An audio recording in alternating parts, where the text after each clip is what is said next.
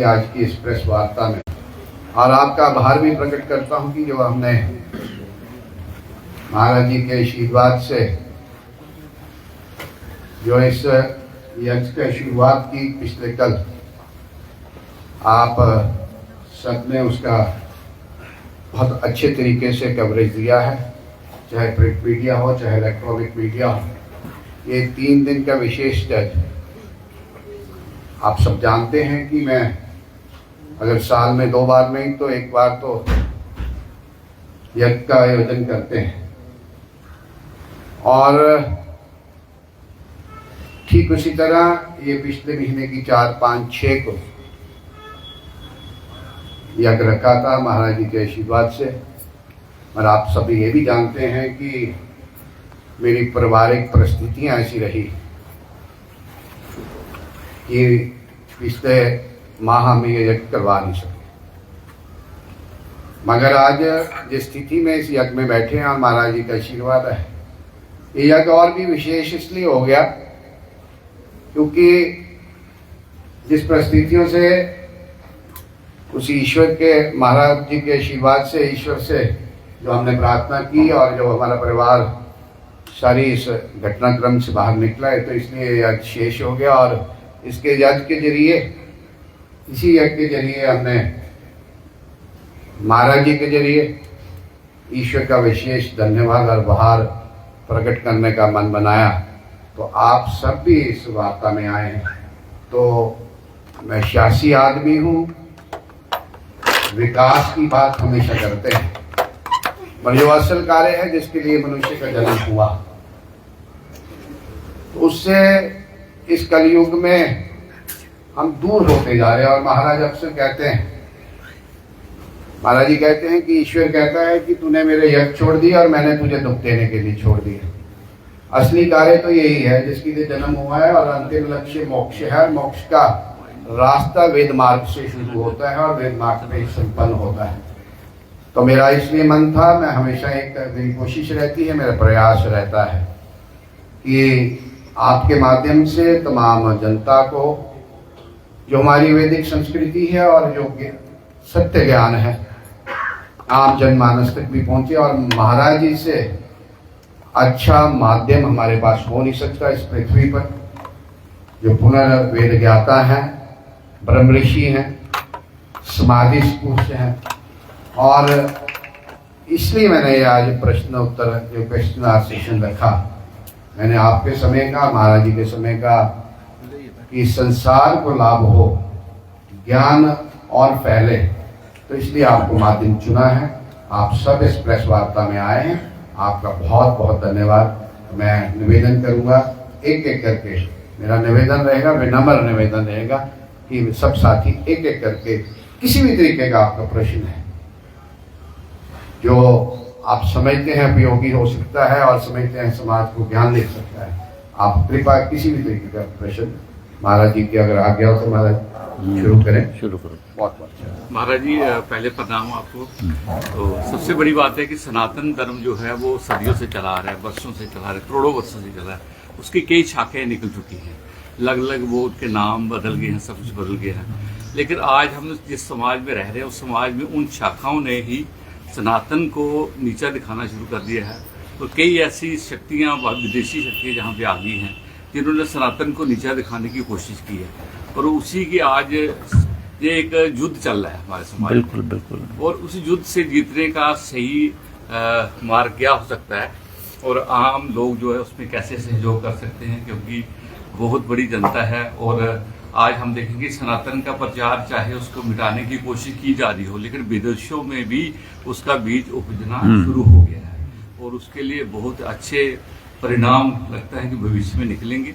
लेकिन फिर भी हमें एक मार्गदर्शन की जरूरत है कि समाज में हम कैसे सनातन को ऊपर लेके जाएं, और जो कुछ ताकतें हैं जो उसको नीचा करना चाहती हैं, तोड़ना चाहती हैं, उनसे कैसे लड़ें।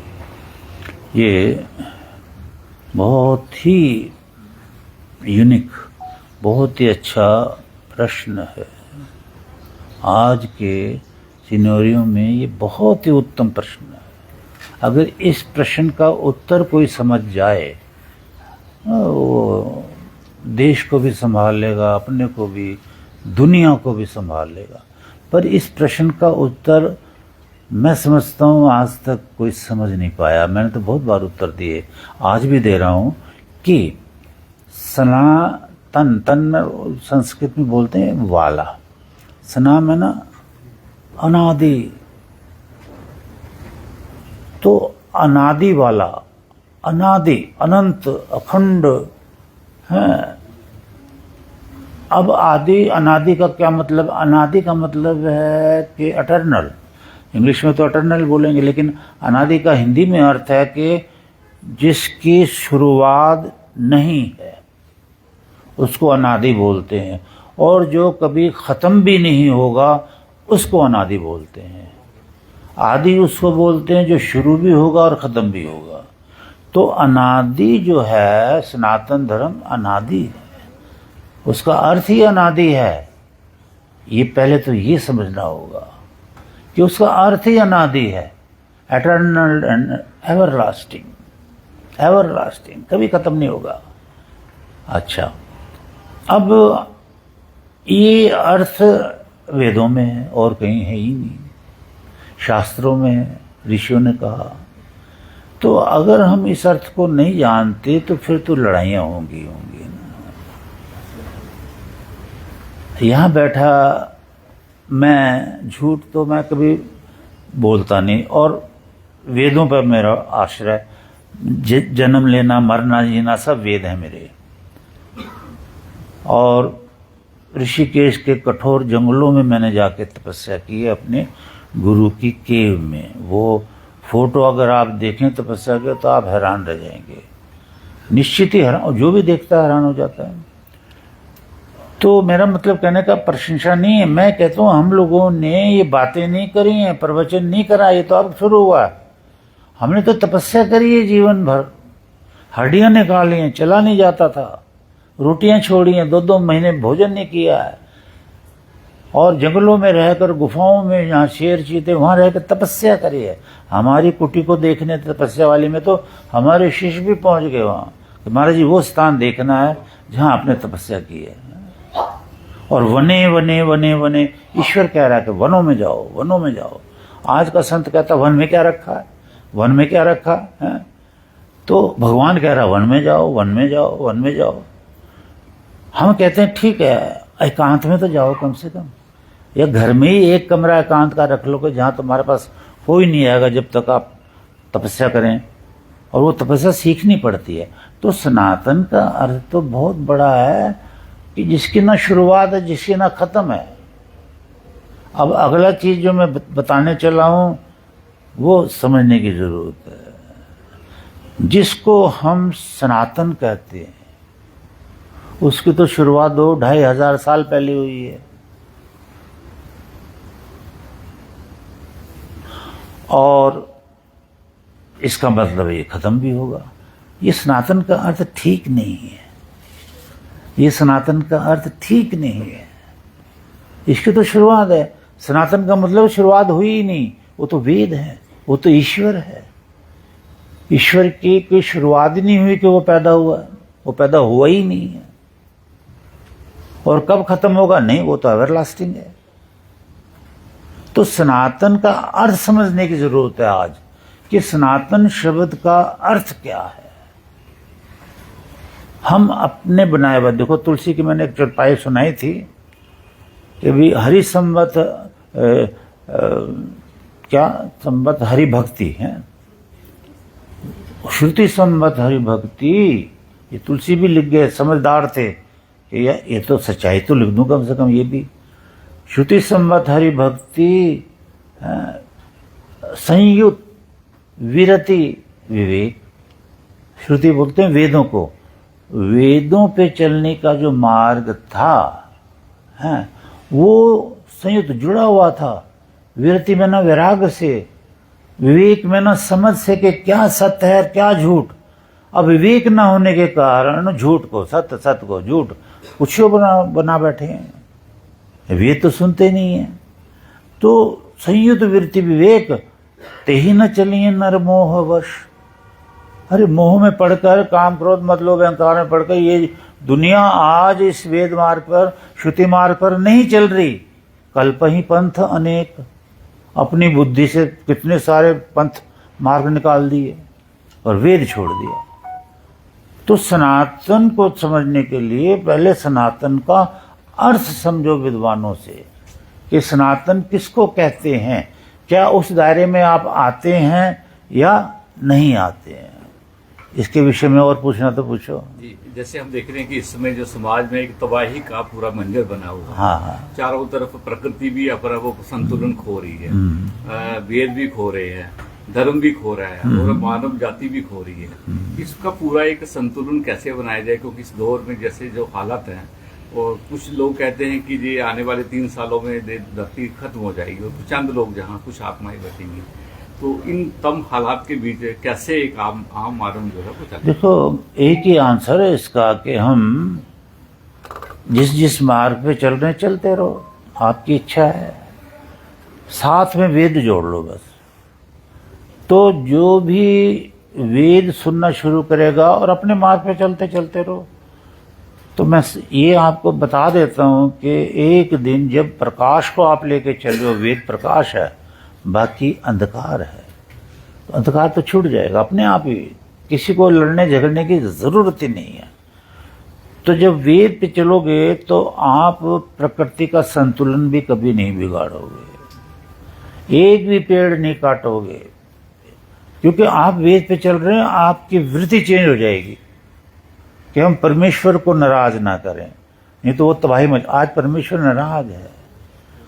ये जो आ रही हैं बाढ़ वगैरह, ये 3 प्रकार के, जिसको सांख्य शास्त्र में कहा त्रिविधि दुखा अत्यंत निवृत्ति अत्यंत पुरुषार्थ। 3 प्रकार के दुखों का नाश करो, आदि भौतिक, आदि दैविक, आध्यात्मिक। इसी बात को नकल नहीं कह सकते, चलो नकली जो करके तुलसीदास जी ने ये कहा है, आदि भौतिक आदि दैविक आध्यात्मिक तापा राम राज ये कहू न व्यापा। अरे जब राम राज था, दशरथ राज था, उस वक़्त तो ऐसे पानी के तूफान आए नहीं, हवा ने कष्ट दिया नहीं है, ये आज कहाँ से आ गए। तो इसको मिटाने का नाम ही मोक्ष है। वो ऋषि कहता है त्रिविधि दुखा अत्यंत निवृत्ति, इसका निवृत्ति कर दो, इसको खत्म करो तीनों तापों को। ना बाढ़ आए, ना वायु का प्रकोप हो, और ना बिजली का प्रकोप हो। ये सारा पूरा ज्ञान हम बताते रहते अपने आश्रम में बैठे बैठे। तो ये नहीं होना चाहिए और ये यज्ञ से खत्म होगा। तो ये दुख क्यों आ रहे हैं? क्योंकि हमने तीनों तापों को, आध्यात्मिक का मतलब देखो 3 ताप है, आदि भौतिक। आदि भौतिक ना शरीर, इसमें रोग आते हैं, बुखार आ गया, नज़ला हो गया, और कुछ हो गया, पेट में कुछ हो गया, नाक में कुछ हो गया, पता नहीं कहाँ कहाँ सर में कुछ हो गया। ये आदि भौतिक ताप हैं। राम राज ये कहो ना, वहाँ तो नहीं आते थे, उन ऋषियों के टाइम तो किसी को नहीं आते थे। प्रकृति संतुलन में थी, भगवान प्रसन्न था, वेद की वाणी गूंजती रहती थी। हर्षण तो इससे होता है परमेश्वर। अच्छा, दूसरा है ताप आदि भौतिक आध्यात्मिक।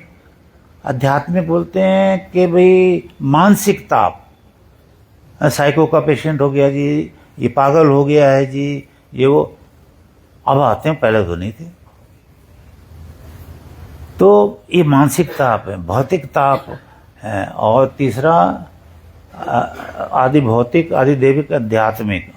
आदि भौतिक आदि दैविक, दैविक देव का ताप है, देवताओं का। वो देवता है जड़ देवता, अग्नि वायु जल, दे रहे ना ताप, तीनों ताप दे रहे। बिजली से भी बहुत मरते देखे हमने, अग्नि से भी बहुत जलते देखे, मरते देखे हमने, आग लगते देखी हमने बड़ी बड़ी बिल्डिंगों में। जल, ये भूकंप, ये सारे के सारे ताप जब तक खत्म नहीं होंगे, जब तक यज्ञ नहीं होगा। ईश्वर ने 2/23 मंत्र में कोई पढ़े, यजुर्वेद में कह दिया है। जो राजीव एमएलए साहब ने कही बात बेटे ने, कि भाई ईश्वर कह रहा है कि तूने मेरे यज्ञ छोड़ दी, मैंने